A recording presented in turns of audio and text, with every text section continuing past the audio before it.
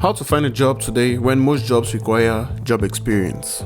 So this is a common dilemma. You need a job to get experience, but you need the experience to get a job. So how in the hell do you even start getting a job? Let's find out right now. So the first thing about getting a job in tech is that you want to first of all stack all the chances in your corner so you can have interviews, because without job interviews you do not have a job. So do not focus on getting a job, focus on getting interviews. And you get interviews by getting people to interview you. So how do you even get people to interview you or recruiters to spot you and see that you're actually interesting? The main thing is having a good resume. So having a good resume is the most important thing towards getting your foot through the door, that is getting your first interview.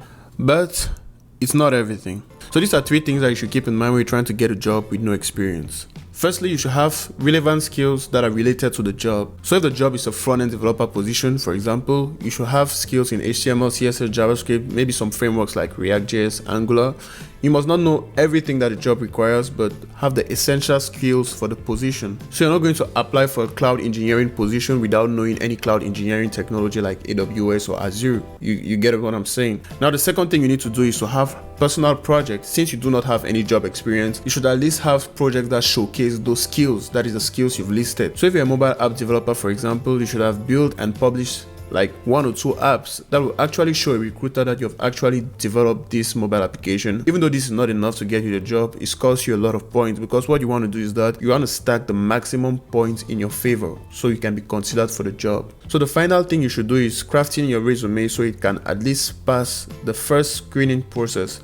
Because the thing is that even if you have all projects, you have all skills, if your resume is poorly formatted, it's not even going to pass the screening process. That is not even going to get to the desk of a recruiter. So you have to keep that in mind when trying to craft out your resume. So after all that, what you should now do is trying to get in contact with recruiters, trying to message recruiters on job boards like LinkedIn, Indeed, for example, so that you can get your resume pushed faster, because you can have all the skills in the world, you can have all the projects done in the world, but if you do not know how to message recruiters effectively so that they can actually consider your message and consider your resume might never get your foot through the door. So this is actually a tedious process, because expect to send at least 100 messages before getting 1 or 2 replies, but it's actually part of the process. So if you do not have any experience and you're trying to get a job, you have to be patient and do all these steps step by step until you get the first reply, hopefully first interview, and then your first offer.